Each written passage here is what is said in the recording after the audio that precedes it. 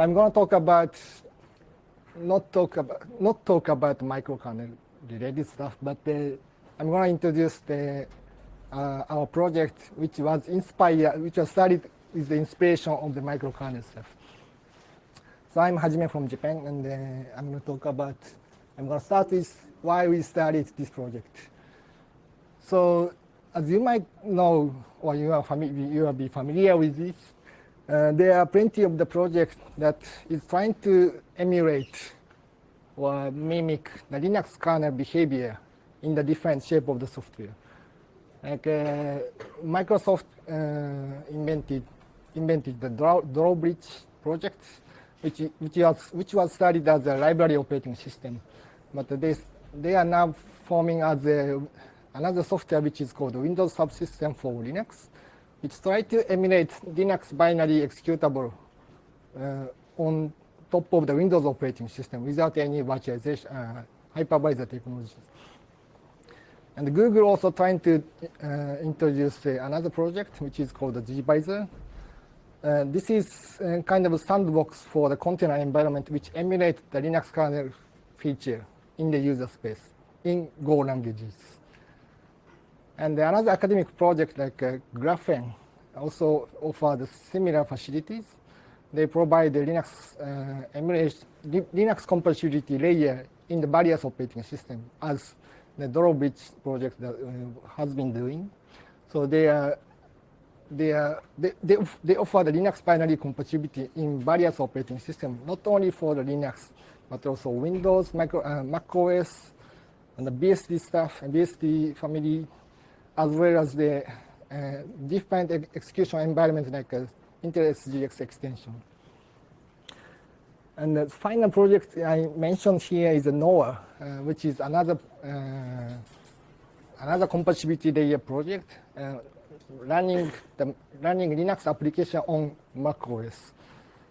So those are very similar. The internals of the implementation and the design are really looks like very similar. But the compatibility that they can achieve is always incomplete. Some of the system code are missing always, and they result in the different direction in order to provide the Linux facilities. For example, the Microsoft of the Windows subsystem for Linux now has a version number 2. Which they try to shift the architecture from this library operating system based one into the hypervisor based one, which I think they gave up to emulate this kind of Linux emulation in this user space implementation. But our motivation in this project, in our Linux kernel library project, is we don't want to rewrite the Linux kernel twice or 3 times or forever. Because the Linux kernel is written in C, and your program or our program may also be written in C program. Even though you are using different program languages, you can use the C. You can call the C function from your language runtime. So our motivation is why not reuse this Linux kernel source code in a different shape as a reusable library. So this motivation is quite similar to the guy from the NetBSD kernel, which he introduced the any kernel architecture in the monolithic kernel. So this slide shows the brief overview of what the LKL or Linux kernel library looks like. So our library, our code will be generating a library which can be shared or which can be linkable from the program, external programs. So the implementation of the LKL is taking a similar approaches as the user mode Linux does, which creates the new architecture directory inside the Linux kernel source tree.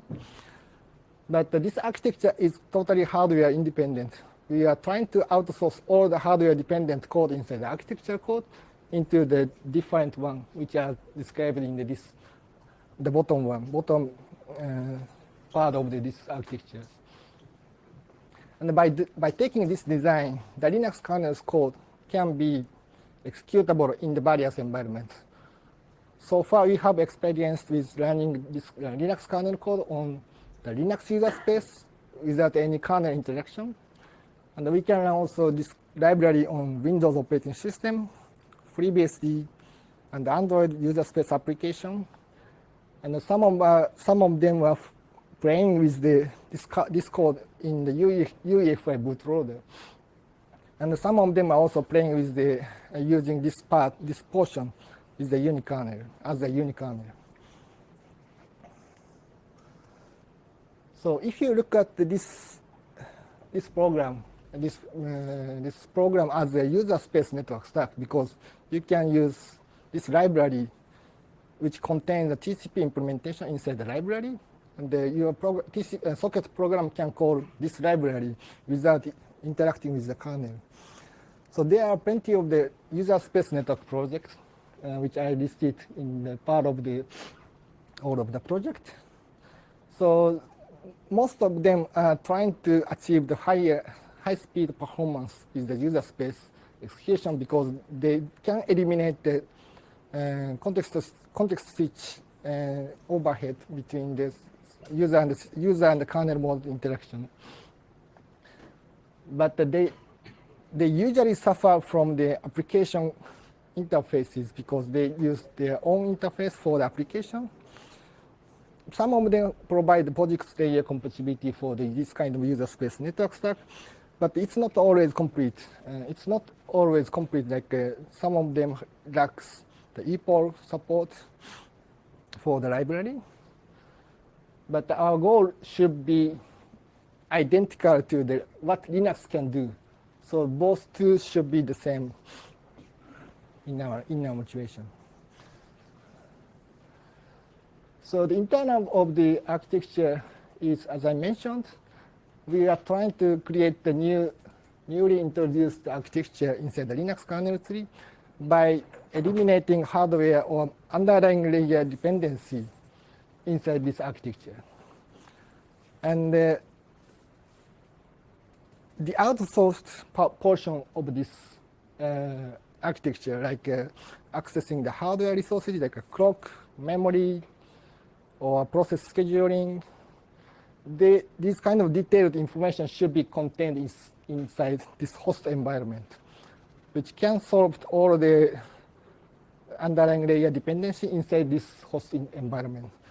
So this part should be very portable inside the Linux kernel source tree. And another goal of this project is we don't want to try to modify these gray parts, not only the kernel part, but also the application code should be usable as is. So because we decided to provide the API to the application, but this raw format of API is not compatible to the standard library implementation.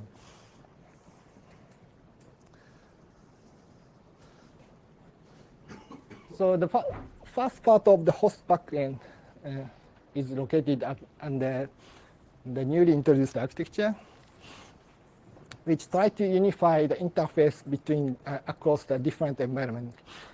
So host environment has a different implementation. Like we currently have a POSIX interface and a Windows operating system interface, as well as the bridge implementation of the ramp hypercore, which can be expand the support list of the underlying layer. And in order to communicate this library with this external component, we provided the virtual device layer, virtual device implementation inside this host environment. And it exposes as a BART.io interface so that the Linux kernel code can use the driver implementation of the BART.io. So we have implemented block devices implementations as well as the network interface implementation. And we also have experimentally implemented the BART.io BART file system implementation, which can be exposed as a 9P file system to the driver layer.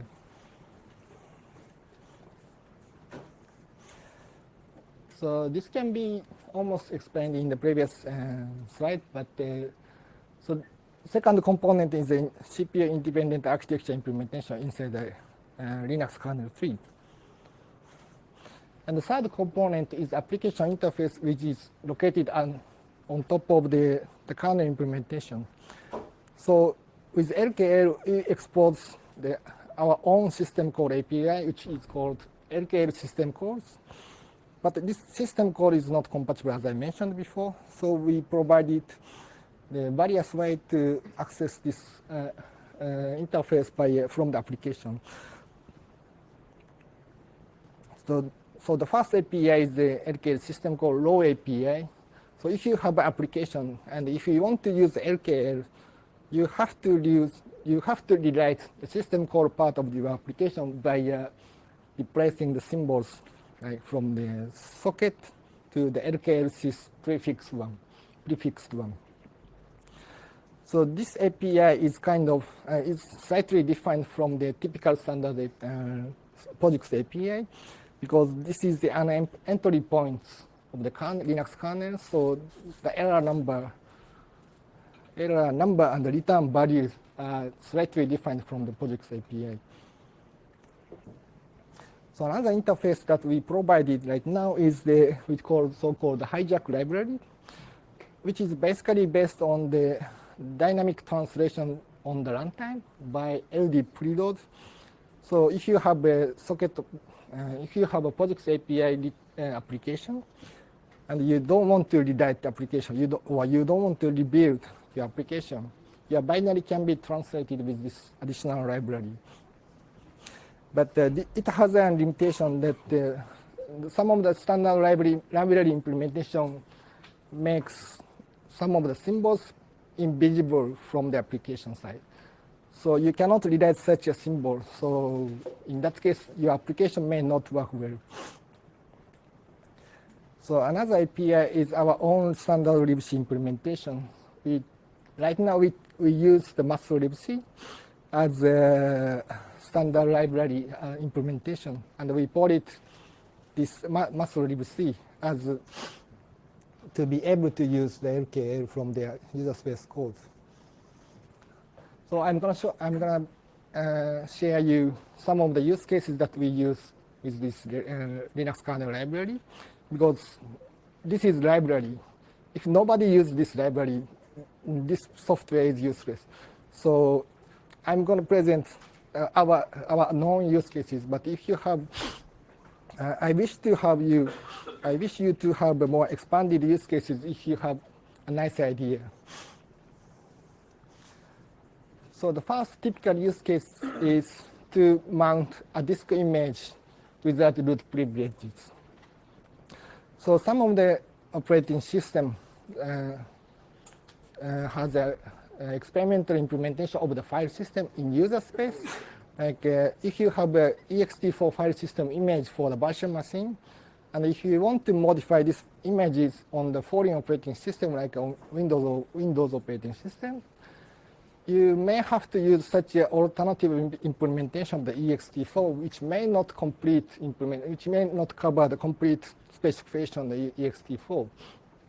Or you have to use the virtual machine and boot the Linux OS and mount the disk images and rewrite or modify the contents of the disk images.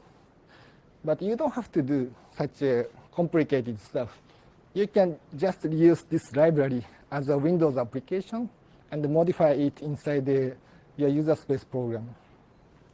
So you can now modify the ButterFS contents of the file system images in the different operating system.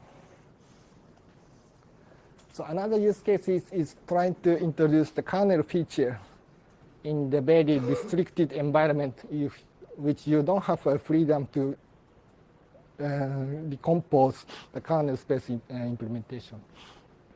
So this is an example of the introduction of the multipath TCP implementation on the Android phone. By the way, the MPTCP is already upstream in the previous week, And we don't have to do such a stuff right now, but this is a snapshot of the 2 years ago, I guess. And at that time, we don't have much TCP support. But we can do it because we have a user space implementation of the Linux kernel on the Android phone. So another toy implementation is the Unix pipe as a network interface card. So if you have a 3 different or 2 different programs using LKL, and each of the program has a network stack implementation. And if you write the packets generated by this kernel into the console, and then if the next program receives this packet by a pipe as a receive channel of the network interface card, you can do something. I don't know. So if you want to make access control by this pipe communication, you can use the grep command in order to filter the specific payload of the packet with the grep command argument.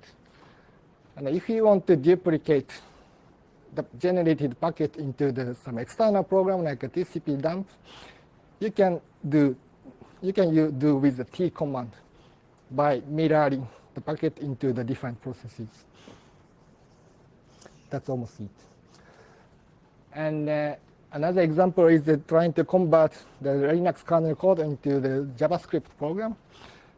Since last year, I guess, Linux kernel can be built with LLVM, and the LLVM can generate the JavaScript code with additional trick. You can run Linux kernel code without any emulation, like JS Linux does. But you can directly invoke the Linux kernel code in the browser. So this is the initialization task of the Linux kernel in the C code. This code will be translated as like this, which is this is automatically generated by the Enscripton toolset. And you can run the Linux kernel code on the browser. So another use case is running the Linux binary code on the different operating system. So this demo is actually running on the Mac OS with the Nginx implementation with providing this contents of the slides. So we have implemented the OCI runtime implementation, which coordinates the invocation of the Linux kernel library and try to communicate or interact with the container engine. So we currently only tested with the container D implementation as well as our own crafted Docker D implementation, which is running on the Darwin without any virtualization. So this is running Docker daemon, and this is not connected to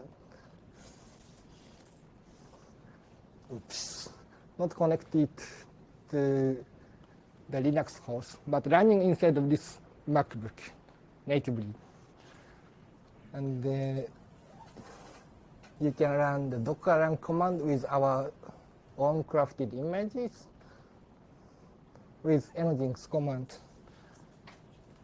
And it is running the Linux boot kernel log with main core of the Nginx implementation.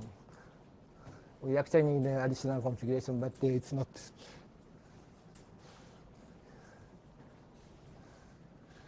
How do I show?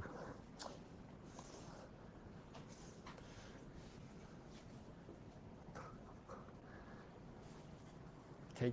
I think it's so there is also some folks who is also using LKL in order to test a file system implementation with their own implemented fuzzer. I have not involved this project, so if you are interested in, you can try to look at their paper, which is listed in the slide. So there is another implementation using a network simulation, but I'm running out of time, so I skip this one. So we also try to expand the underlying layer facility in order to integrate other implementation like a solo file implementation. We have also started the upstreaming this code into the Linux mainline. So we actually tried to upstream several times in the past, but now we have suggestion from the maintainer which we should work together with the user mode Linux. So we are trying to integrate this code into the user mode Linux implementation as a different execution mode with the library. So that's almost it. So if you have a program and if you can link this library as a link flag, I wish you will have another benefit that you cannot see in the past. Thanks so much for your attention, and I'm happy to take a question.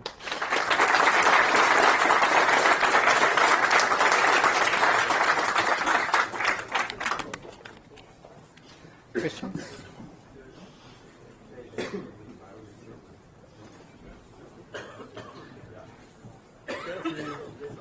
No questions? Yes, please. Do you have performance measurement data for network latency and physical latency? I didn't bring the performance results today, but the characteristics of the performance is almost similar to the user space network stuff, which we can eliminate user space kernel interaction. So we will have a benefit of the user space execution, like what DPDK guys can do. Okay, thanks.